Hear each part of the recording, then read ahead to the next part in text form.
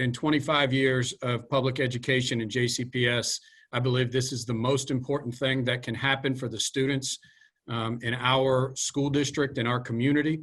Simply put, money matters. Research is very clear. When you fund students, and you particularly fund students in need, outcomes change. In 1984 is when they changed to this student assignment plan, which I will tell you, this student assignment plan, I believe, is the most racist and inequitable student assignment plan that anyone could possibly have. We also acknowledge we have to provide great supports for the students of West Louisville, and that's exactly where these dollars are committed to.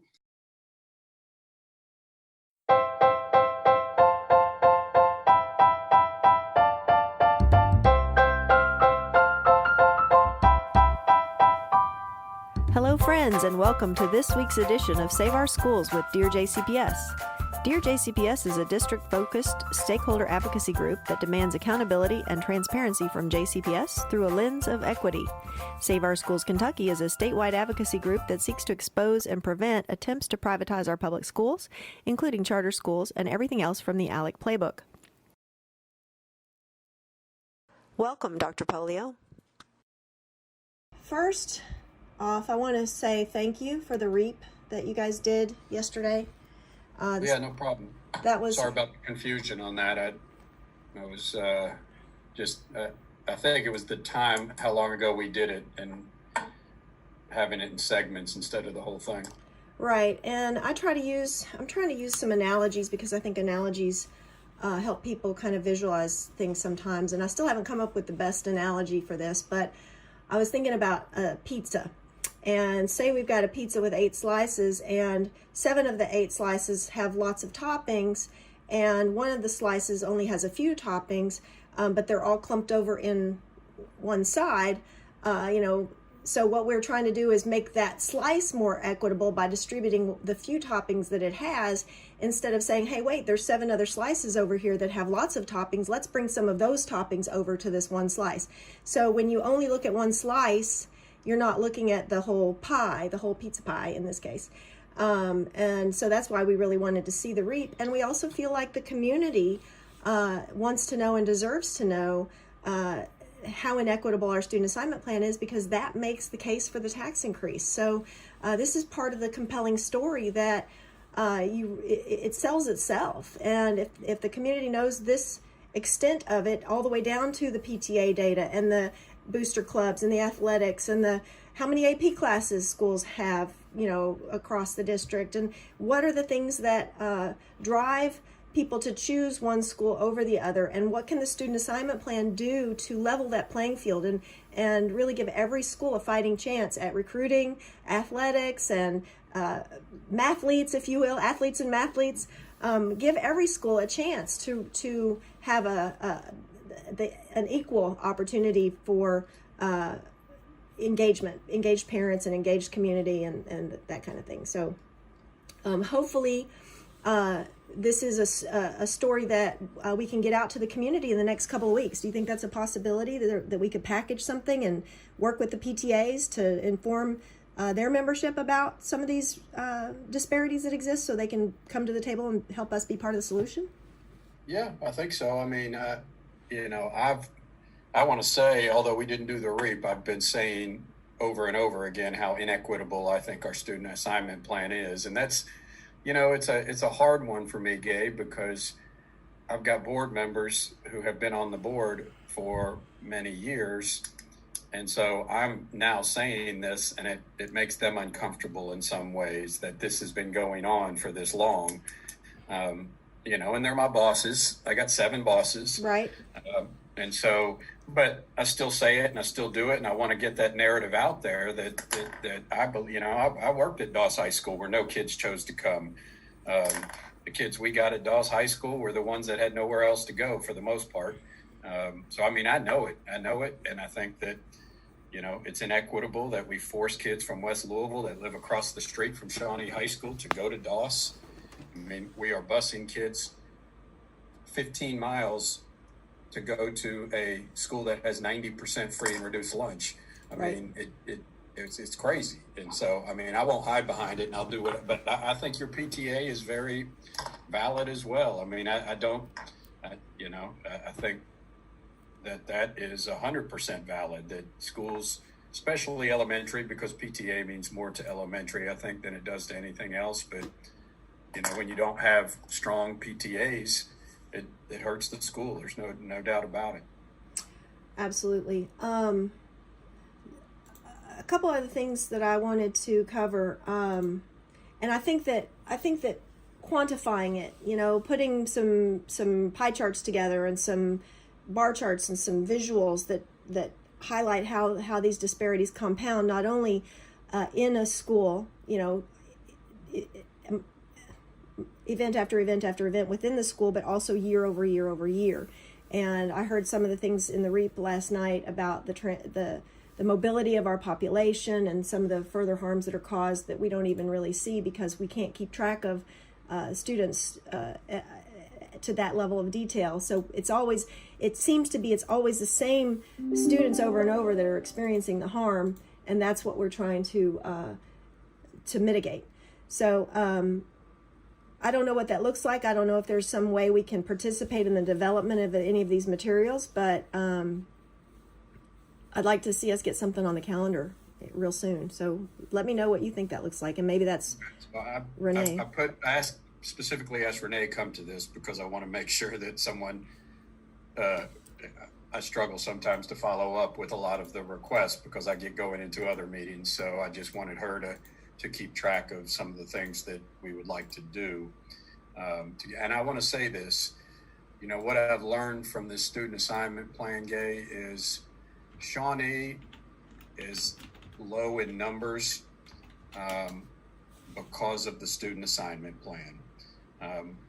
Kim Rice met with me last spring and said they have a plan to put together to attract more kids to come to Shawnee.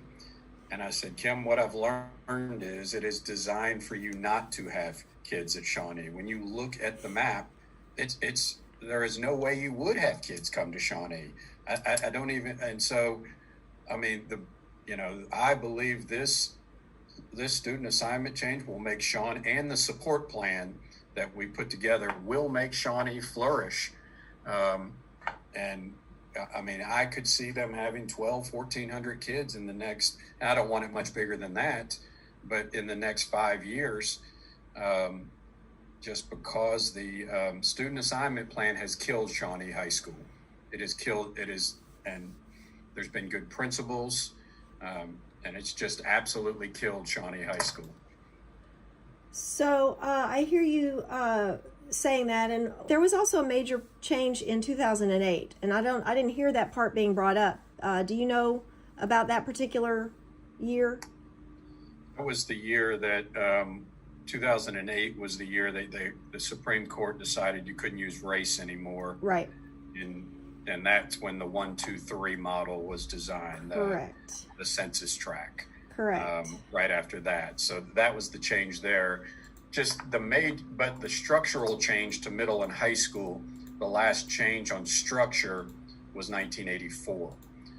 Middle and high school has stayed the same since 84, when the district stopped saying East End white and South End white kids no longer had to bus, and the only ones that had to bus were black kids. Right.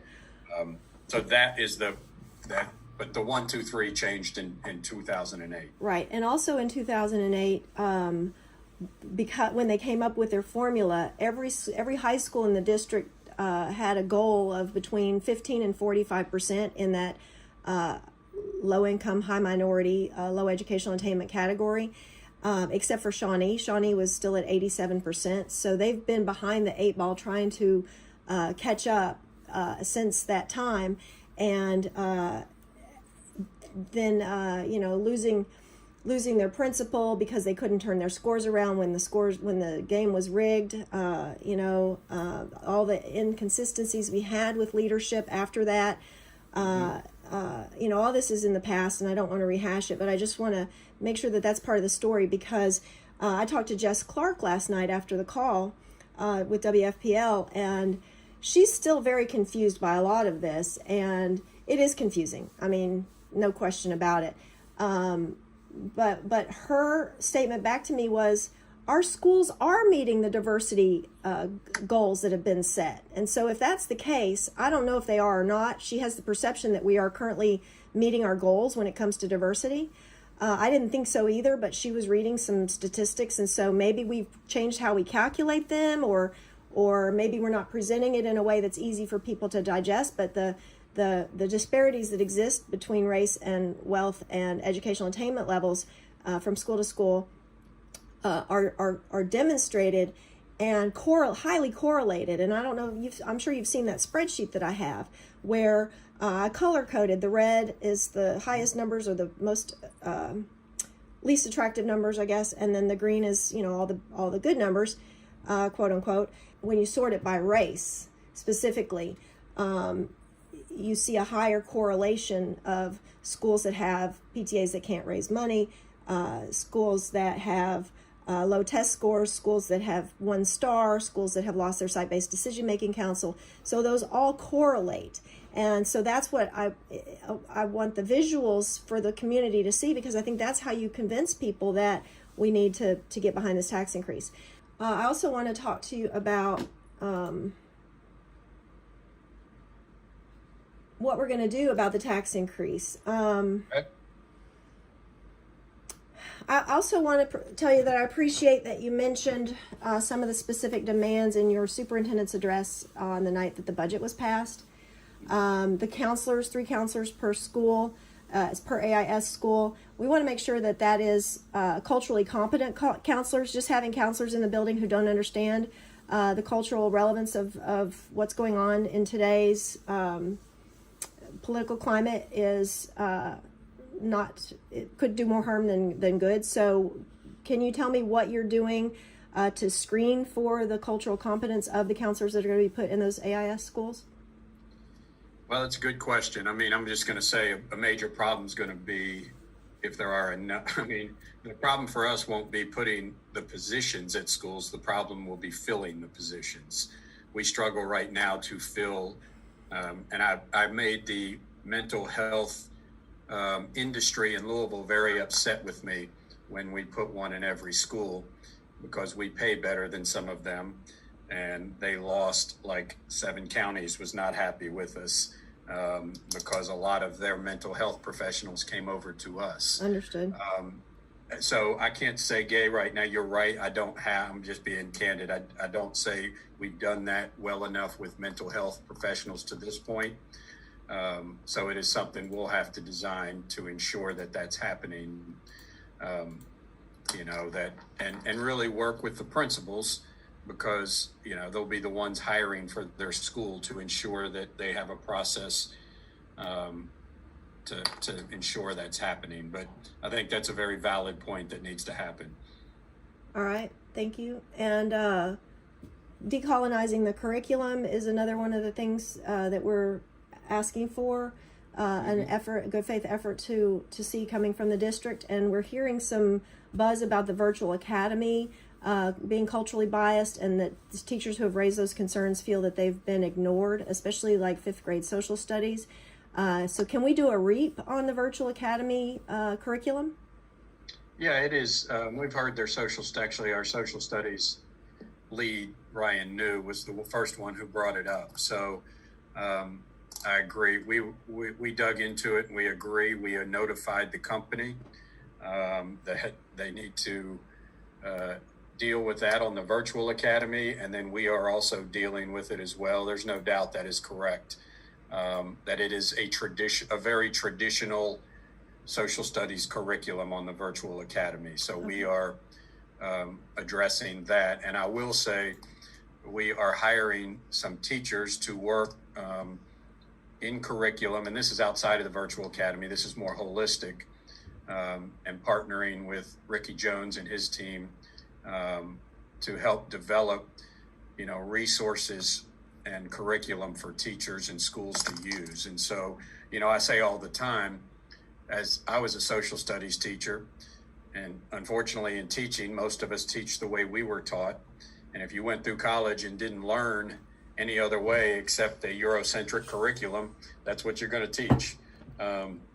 And so we've got to provide more support and resources, especially veteran teachers, if we expect them to teach differently. Because most of us, like me, did not go through any training that brought us that type of content knowledge. So agreed, and we are going to work with U of L and the Pan-African Studies Department and pay teachers to really work that curriculum. And then you're correct about the virtual academy, and that is being addressed immediately. Okay, that is good to hear. One of the messages I texted to Renee a couple of days ago was around ASALA and the meetings that you had with them, and a letter that was sent by Nancy DeMatra regarding her disappointment in how the outcome of those talks went, because ASALA is a nationally recognized organization, and that is feedback coming from grassroots. That is Nancy DeMatra serves on the board of the Kentucky Alliance, and so I have had the privilege of discussing the tax increase and curriculum and numerous other things with her over the years, and so when we see these grassroots voices getting shut out, just like we feel happened with Michelle Penix and the hub idea, those talks stalled, and then it went with Evolve 502 instead of with grassroots. Those are the complaints that bubble up that I'm trying to bring to you, to tell you this is what is causing pushback in the community that could likely prevent people from showing up to vote in favor of the tax increase. I'm not even necessarily saying they're opposed to it. They're just not fired up, and they're not likely to show up. And that's the message that we've been trying to convey to the consulting firm. We asked for meetings with the consulting firm, and in their proposal it says that they're going to work with grassroots groups, and yet they never returned any of our calls. We made several calls to them. We asked Chris Harmon to try to get a meeting with them, and then he ended up getting the meeting and not inviting us. Like, these are all things that, again, it's in the past, but something has changed. I appreciate that you're reaching out to us. I appreciate that Renee reached out to us a few weeks ago and that we started these conversations up.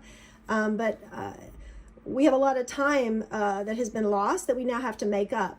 And I'm just curious, because people are asking me, what changed, Dr. Pollio, that opened up this door of communication and dialogue? What changed? Well, first of all, what was the group that Nancy said I didn't follow through on? ASALA, ASALA. I don't know I don't recall that meeting. What is that? It is the African American Curriculum Group. Let me see if I can find out what that stands for exactly. I've heard it brought up numerous times in my circles and in my communities. I have no idea when I met with them about that.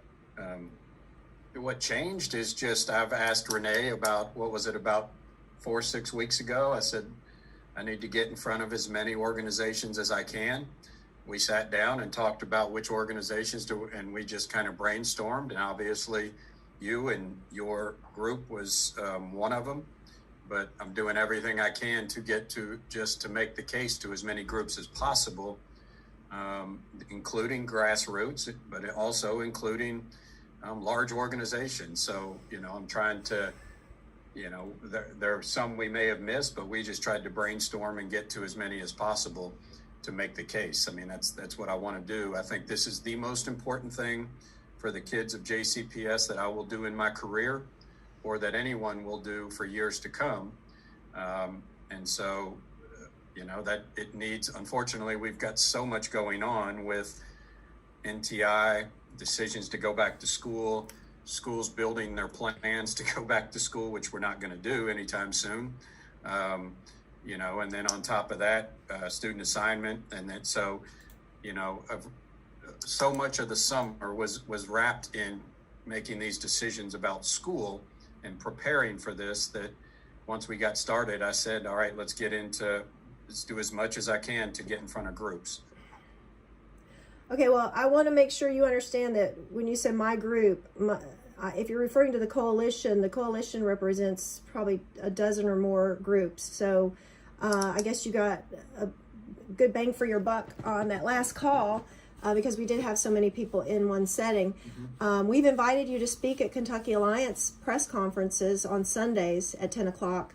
The Alliance board has not come out in favor of the tax increase, but we have a meeting tonight, and I have a feeling it's going to get brought up again, because I've brought it up pretty much every month since I've been on the board in January, and in one way or another with different phraseology, trying to make a motion that we could come out and support, and also around student assignment. So this is one way I was aware that the community is not in support. And then these types of conversations that are happening in the community need to be addressed. So whatever Nancy is not happy about, I'm bringing this to you so that you have an opportunity to look into it and try to win her over, because she's a big influence in our community. I want to kind of revisit something. I hadn't met you. I met you once before you were named as a candidate for the superintendent. So our paths didn't really cross all that much. So my recollection of history may be a little bit different than yours. But the way that I remember everything that happened that led to the removal of Dr. Hargens is that it was grassroots led. We wanted David Jones to hold Hargens accountable, and when he refused to do so, and when he gave her cover, we mobilized and voted him out. And that's how Chris Kolb got that board seat. And in fact, JCTA wouldn't touch it. They did not want to endorse the opponent to David Jones, so they just didn't endorse at all. So JCTA was not even a player in the movement that created this window of opportunity that is, as you said, the most important thing in your career that you're going to do. So the people, the grassroots groups are who feel that we brought you here. Like, you're here because you're what we needed at this time. This is what the taxpayers and the voters needed. And so we would really like for you to continue to dance with the one who brung you, if you will, and let us give you the public support that you will need to continue doing this difficult work, because I know that we're capable of that. And really, we're on the same team. We're on the same side. So we're not a big fan of David Jones. We're not a big fan of Scala. I know David Jones isn't specifically mentioned in the work that's being done, but the reason we were opposed to Jones was because he was giving favor to GLI. He was giving favor to the business community and the charter school people and the outside privatizers and those types of things. And we reject that. We rejected it before, and we will continue to reject that. You said something about the board feeling uncomfortable because of some of the things that we're raising awareness of. Well, these are things that we also raised awareness of, but we have to get critical mass. We have to have enough people saying the same things to put the pressure on the board. So they can only do what we tell them to do as their constituents. So our voices are critical right now. Our voices need to be amplified, because that takes the heat off of you and puts it on them to be responsive to their voters and their members. And so not being able to speak at board meetings and not having a way to chime in when these conversations are taking place, so that we can actually be heard and our passion can be heard and felt, is dampening the movement. And I think that we would have a much greater chance at getting this tax increase if grassroots voices not only would not be dampened, but would be amplified. So that's the intentional piece that I hear you saying needs to be done. I hear you saying that you know these things need to take place. So let's work together and figure out the best way to do that, to maximize it in this short window of time that we have left. Have you done any polling in the community about the sentiment towards the tax increase? Yeah, the consultant said, well, let me say this first, Gay, and then I'll get to that question. I don't disagree with you at all.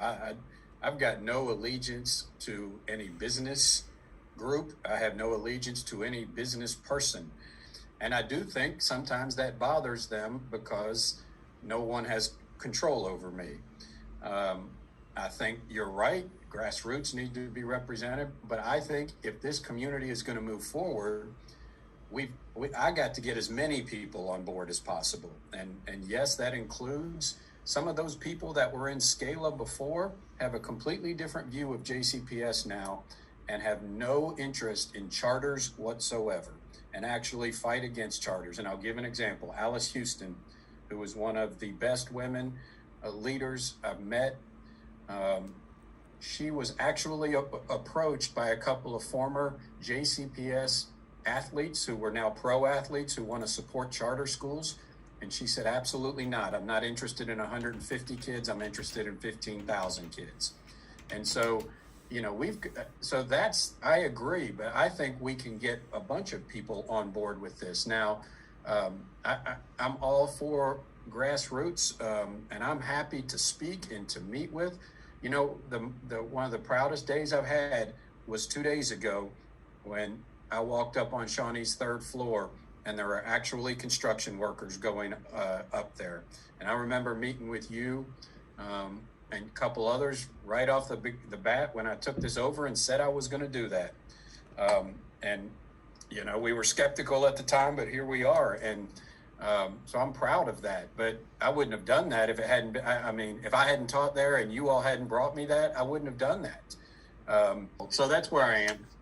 Absolutely. And I'm just saying that GLI and those other groups have money and power and a platform already to be heard. And the grassroots groups struggle to just get, you know, a few bucks raised so we can print some flyers or hang up a poster or something. So, you know, the intentional piece is making that space and recognizing the inequities and saying, okay, we're going to lift up this voice so that it is heard as much as, if not more than, those that have all the opportunities and privilege. So that's all I'm asking is we feel shut out. We feel that we are not invited to the conversation and able to be your cheerleader. Like, we want to be your cheerleader. We want to be out there and be heard because we think our message is important too and would lend support for what you're trying to do, because we agree you're saying and doing all the right things. So let us be that champion for you. And I see Latasha's on, so I'm going to pause for a second and see if there's anything she wants to say. Let me just say on the polling, in both polls, I mean, and it depends on how the question is asked, but in both polls, we did better than I expected, over 50%. So we got a shot here. I mean, I'm still saying it's an uphill battle because those that are against us are firmly against us and entrenched and spewing lies. So that it's an uphill battle, but I mean, you know, what the polls kind of showed was that, you know, they believe in the vision, that a lot of people believe in this vision and change in education and say they like this idea. So I think we got a shot. I mean, if you asked right now, I'm still not, is it 50-50 that we're going to win? I would maybe not, but I think we've got a shot. Well, has your polling been segmented by zip code or by race? Because yes, it has. They do all of it. What are you finding when you break it down by that? That we have more support so everything is, our support is inside the Watterson Expressway and not outside of the Watterson. We suffer once you get outside the Watterson. We're better inside it. We're better in West Louisville.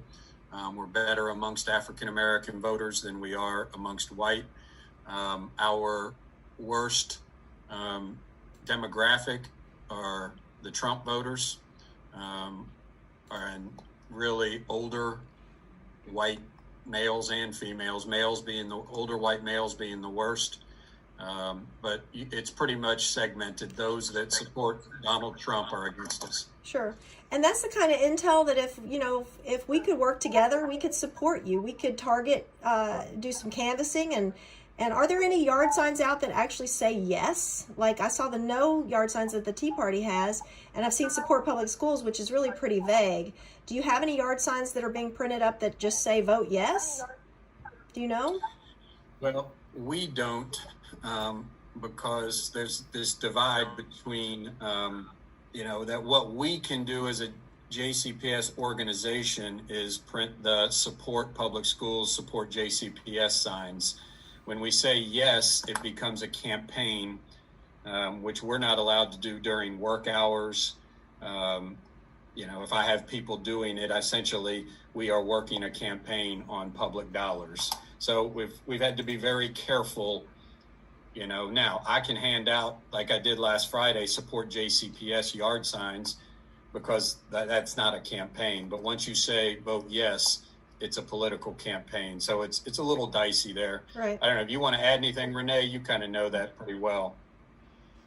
Yeah, it becomes a very fine line for us at the district and what we can say as public employees, and not promoting a political initiative. And even though this is school based, it's still on the ballot and it still kind of falls in that category. So we don't have the signs that say specifically vote yes. I wish we could, but we have the signs that say support our schools, and we're trying to get as much information out there about the tax measure. And Right. hopefully that connection can be made. Well, and isn't there a 501c4? Do you know if they're making yard signs that say yes? I don't know. That's a good question. I'm not familiar with whether they decided to make signs or All not. right. We'll see if we can circle back with them. I'm going to stop talking and see if Latasha wants to say a few things. So, hey, Latasha, good morning. Good morning, everyone. I hope everybody's day is going pretty good. Yesterday I did watch the REAP, and I thought it was amazing to see that some of the things that I was concerned about, that Dr. Pollio, you really brought it to Front Street, and I appreciate that. And I really appreciate all the things that you're doing to really create change for our kids. Thank you, Latasha.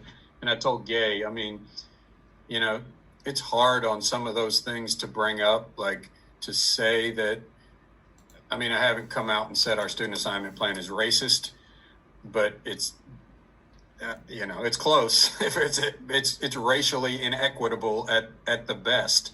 I think you But I said told her- structurally racist on our last meeting. I think you did.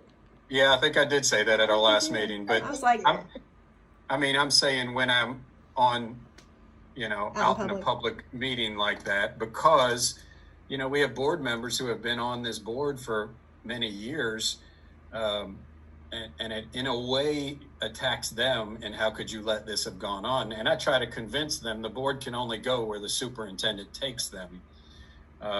So there is, and all of these things, and I know, like Hargan's, you know, her error amongst many. I mean, I can't even imagine what this district would have been like during this time with her.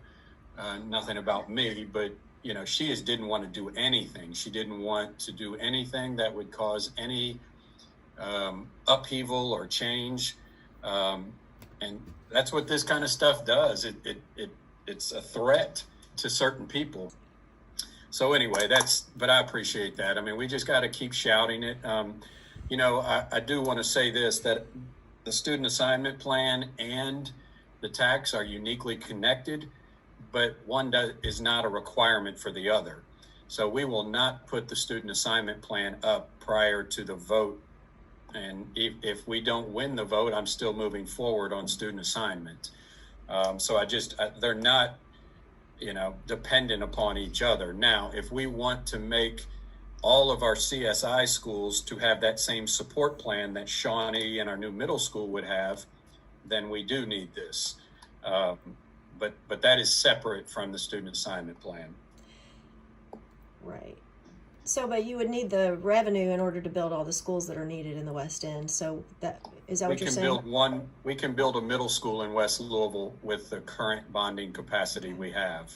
But if we wanted a second high school and a second middle school, yes, we would need some additional bonding capacity. I'll just say that. Every day that goes by, we're still hoping that more people will see the demonstration of good faith that you have been exhibiting. Like I said, I consider what you did for the budget meeting on the 29th a demonstration of good faith. I consider the fact that you did the REAP last night a demonstration of good faith. The fact that you're asking Renee to be on this call and work with Latasha and myself and PTA and whomever else to get the message out to parents, that is good faith.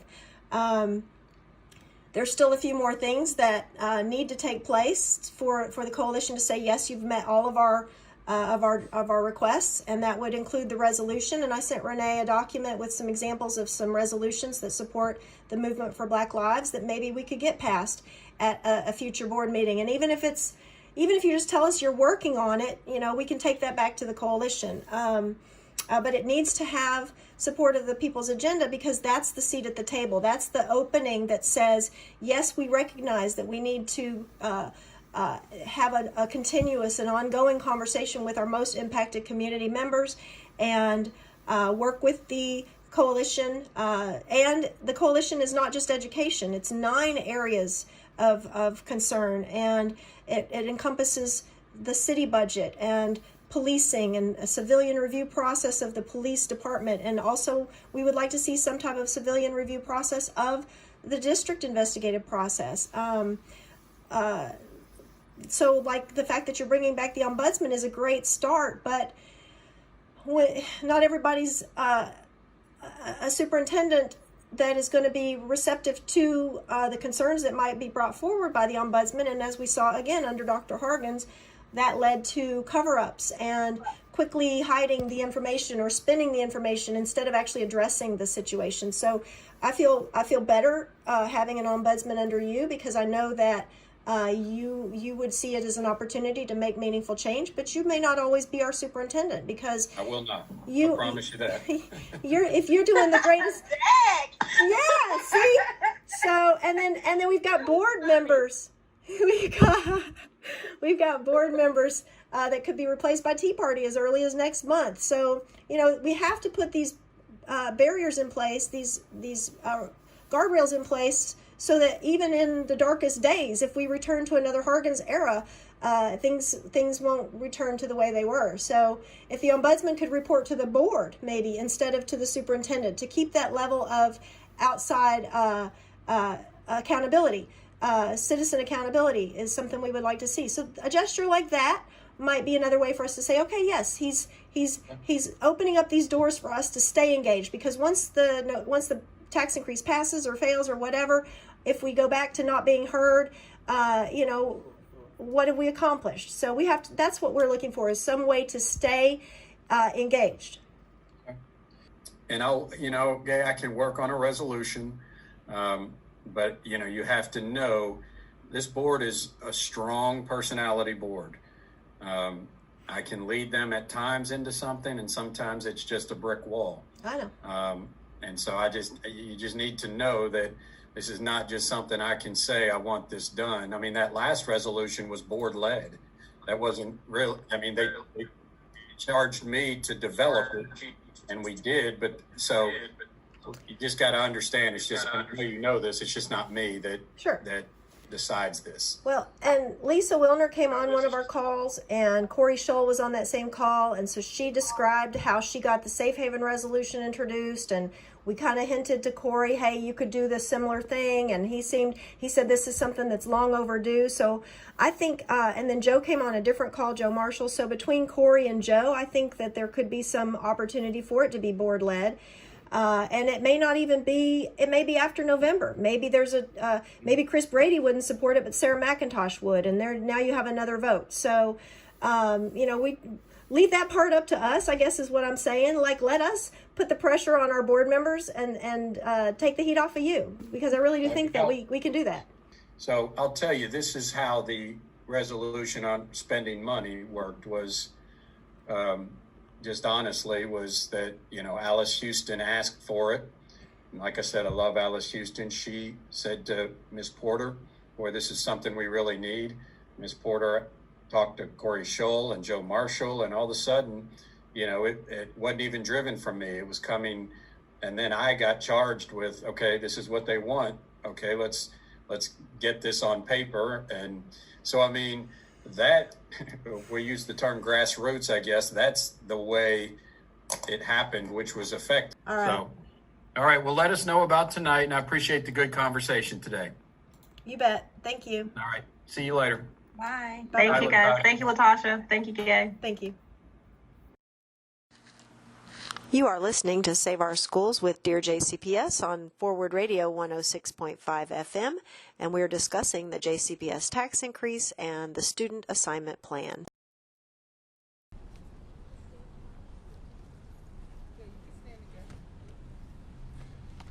Hello, my name is actually Isaac Marion Thacker IV, otherwise and to most people known as Ike Thacker. There have been many agendas followed in our beautiful city, our beautiful state, our between shining seas beautiful nation, and our beautiful beyond any words but desperately endangered planet in the past few millennia, centuries, decades, and years. Let's see, for the past 40 years or so, roughly since government came to be viewed by most of the powerful as problem rather than solution, there's been the business agenda, the lily white agenda, the business agenda, the lily white agenda, the business agenda, the lily white agenda. Well, you get the idea. We, the kind of, you would call us, I guess, the ad hoc decision-making council for the Coalition for the People's Agenda's Education Committee, believe this. Now, with what Reverend Dr. King called the fierce urgency of now, it is time to follow the people's agenda. The people's agenda, indeed.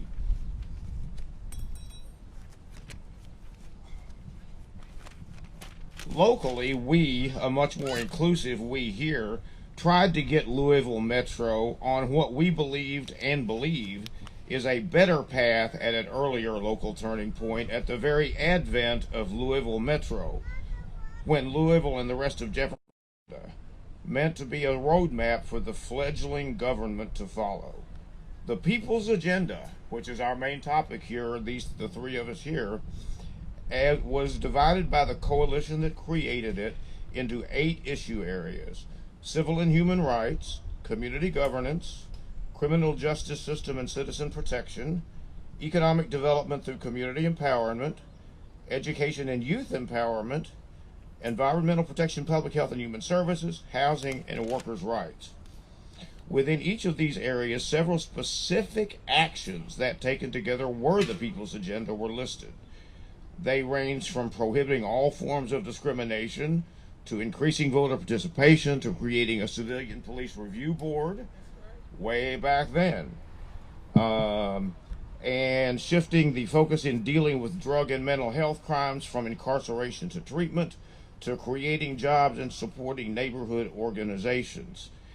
Details were aplenty. There were more than 30 specific actions that were called for.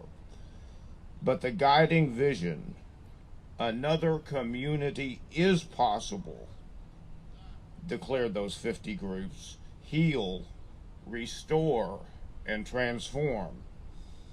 And the vision statement that fleshed those powerful ideas out a bit pretty well sum up the glorious community-wide renaissance hoped for. Here is that vision statement.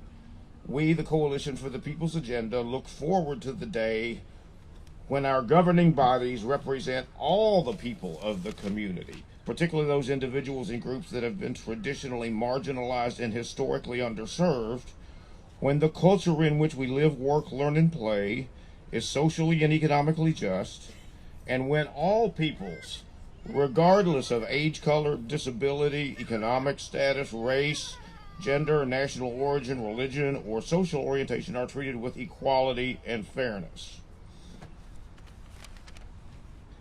Fast forward.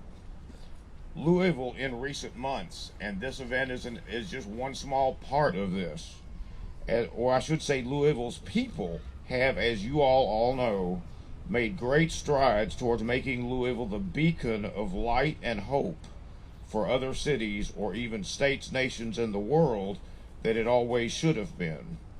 One sign I saw while rallying with some 3,000 other, what you might call dreamers, people who dream big, at Churchill Downs on Derby Day, strangely September 5th this year, said, "Sorry for the inconvenience in disturbing your derby, we're changing the world."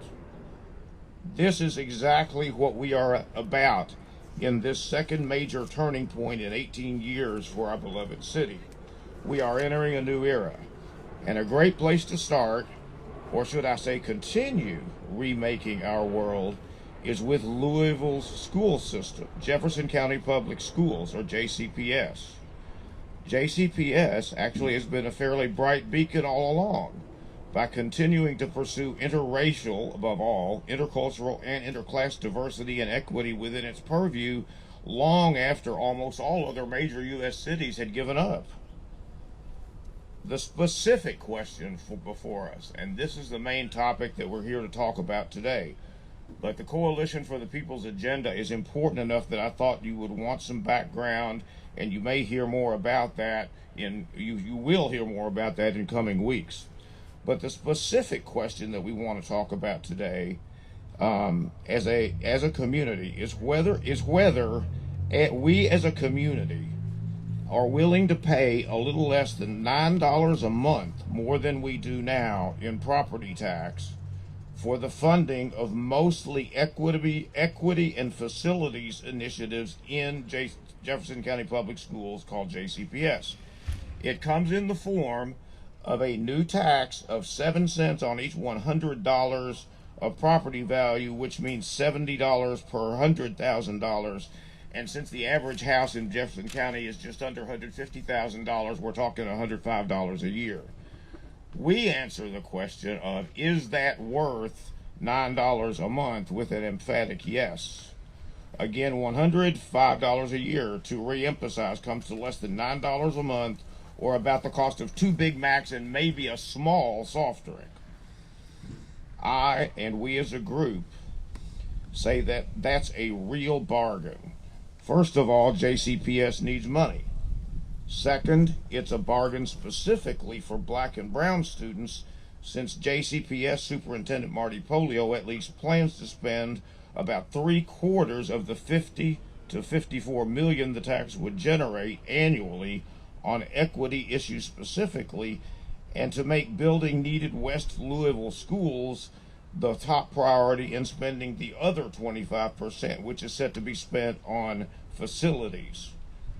This will be a tremendous boon for the 55% or so of JCPS students who are not white. Never are we likely to have a better opportunity than now for JCPS for such a tax to have a good effect. Children, thank God, now being educated multiculturally, are our future. When they mingle with kids of different classes, cultures, and skin pigment levels than their own, routinely, the lessons learned last lifetimes. Enough said. Equality, yes we can, and viva the 99%. And again, my name is Ike Thacker. That's IKETHACKER. Thank you. Hello, my name is Jumana Hightower, JUMANAH HIGHTOWER, and I'm here today to speak about the tax increase for JCPS. Another member of this committee, Olivia Bowler, we're both students of JCPS, and we would like to speak about how these schools have no funding, and as much as we want this tax increase, we want it to go for good reasoning, and we want to trust Gay on this. We don't trust JCPS, and we would like tax increase on this school system so that we can have more funding, more programs, and want this money to go for good use.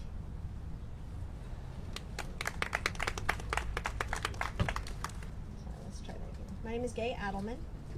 I am the chair of the Decision-Making Council for the Education Committee for the Coalition for the People's Agenda.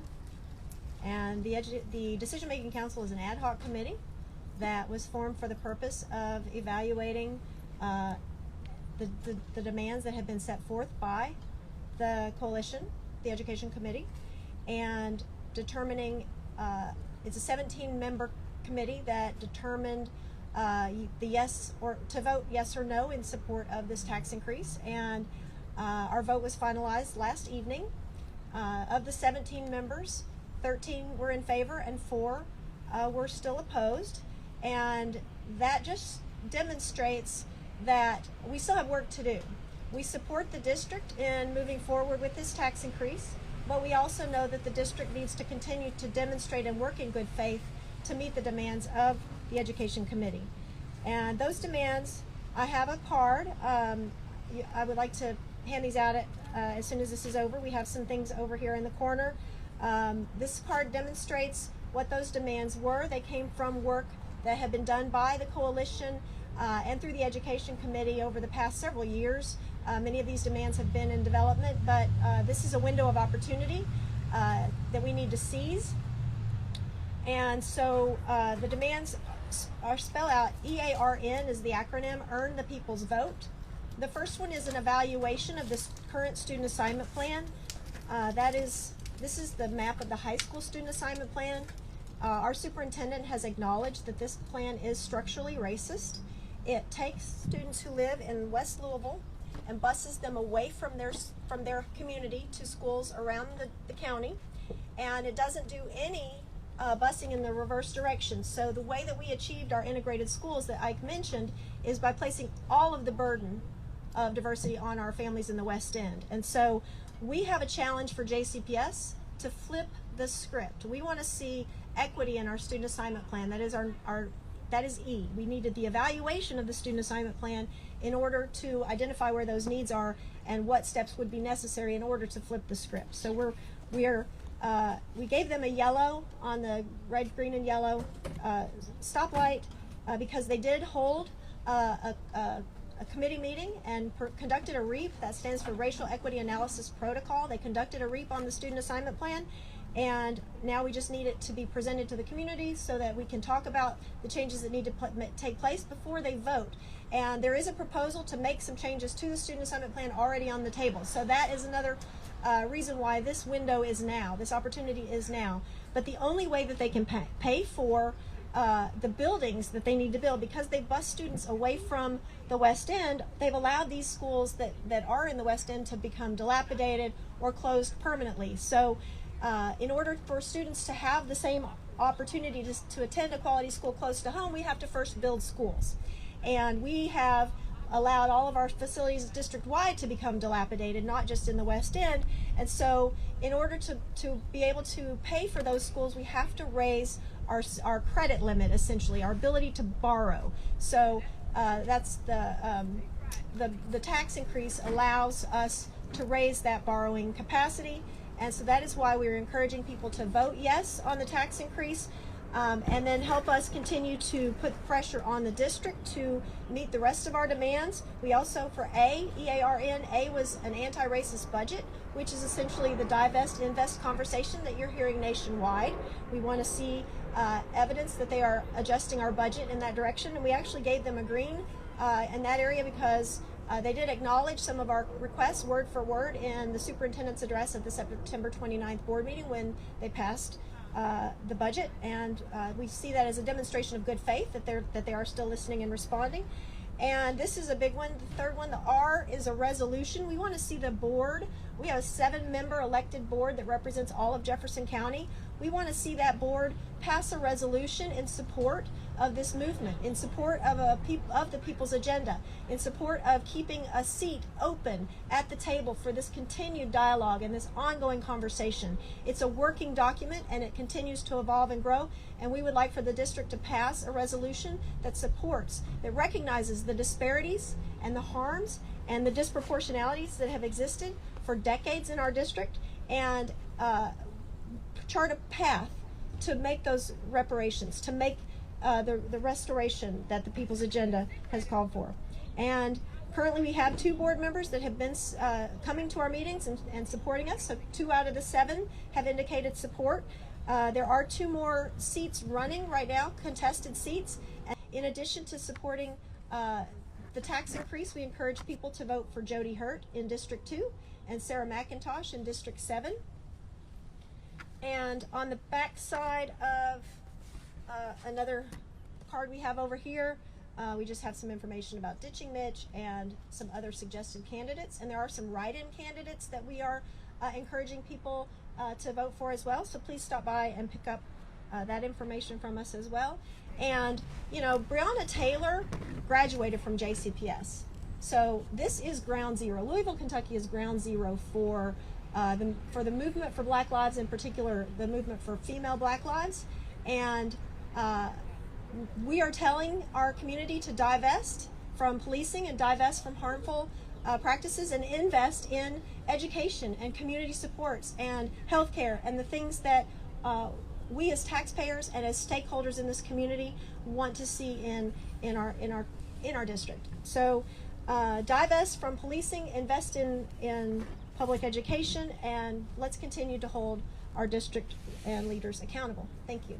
Allocated to specifically improve West End schools. Okay. Gay or David want to answer?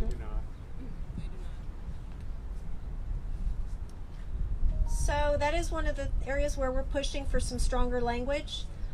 They do have a resolution that they passed that does commit a certain percentage of the resources to high needs facilities, high needs schools. But in the West End, as we know, we don't even have the facilities. So it needs to be more specific, and it needs to specifically state West End and West End schools and black students. And that's why we're calling for the resolution. That would be included in the resolution that we're calling for. Dr. Pollio has specifically said in his own words at many press conferences and at many board meetings that he intends for this to be used to build 2 to 3 new schools in the West End.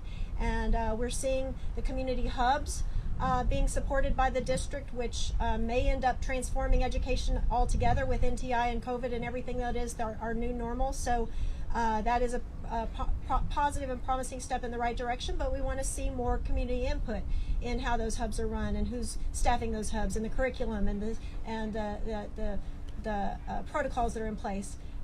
So there's still a lot of work to do, but we won't get this chance back to pass this tax increase next year or the year after. We'll be kicking the can down the road even further. So this is the time. This is our window of opportunity, and we can't punish the children by withholding badly needed funds because of a district that maybe hasn't always done the best job that they should have or could have. We need to hold the adults responsible, and that means replacing board members, and that means replacing people in the administration who do not stand up for our black students. So does that answer your question? Thank you.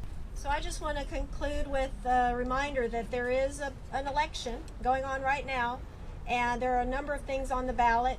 And if people are watching this and are wondering, especially white allies who are wondering how they can get involved and be part of that change, these last 2 weeks that we have left, we are looking for volunteers to help man the 4 main polling locations and work shifts and hand out the campaign literature that we have. And I would like to add to the comment that was made earlier. Dear JCPS is the lead organization on the coalition. Kentucky Alliance is one of many organizations that have been participating in the coalition. Dear JCPS has the 501c4 and is also working with an unauthorized campaign committee so that all of our endorsements are indeed by the book, because as Shamika did say, they look for anything and everything. So we have been working with attorneys and campaign committees and making sure that we follow all the campaign finance laws, and we are looking for volunteers that can help us distribute that literature. We also have yard signs that you can get. If you go to ilovejcps.com, it will take you to a place where you can order the yard signs, and for free you can pick them up, or for $7.99 we will install them in your yard, no contact installation, and that $7.99 is actually donated back to the organizations whose volunteers do the work. So you're supporting grassroots efforts. We are the organizations that have been holding our leaders accountable across the community. So please continue to support everyone that you see out here doing the work. Thank you. You've been listening to Save Our Schools with Dear JCPS on Forward Radio 106.5 FM. We hope you enjoyed today's interview with Dr. Pollio, as well as excerpts from the last Kentucky Alliance Against Racist and Political Repression press conference. For more information about any of the items you heard on today's program, please visit thepeoplesagenda.net. I've been your host, Gay Adelman. Have a great day.